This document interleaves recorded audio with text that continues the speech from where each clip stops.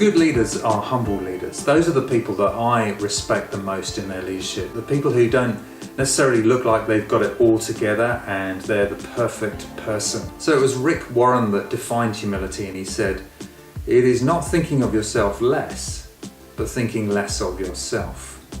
So we're not talking about being a doormat. We're actually thinking about the people around us a lot more than we're thinking about ourselves. So when I surveyed some employees of different companies recently, what was the number one characteristic that they liked about good leadership? And that was actually being honest and open. And so when leaders are honest and open, they win people over around them.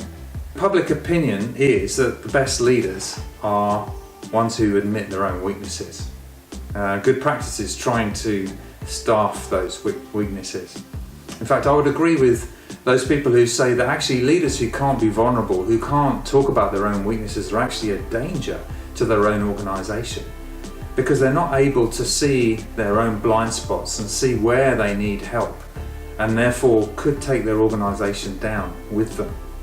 There are actually examples of companies that have shrunk because the CEO cannot actually be vulnerable about their own weaknesses. One writer said that Jesus invented humility. Now, I don't know if that's entirely correct, but he certainly was a very humble leader, and he was the kind of leader who would serve other people. He would put others first. He would think less of himself. He had such glory, such an incredible character, and yet he didn't go around shouting about that, but he wanted to draw people to himself and help other people to be humble and to follow him. And we need to become more like Jesus. Maybe more so as we gain greater and greater responsibility in our leadership.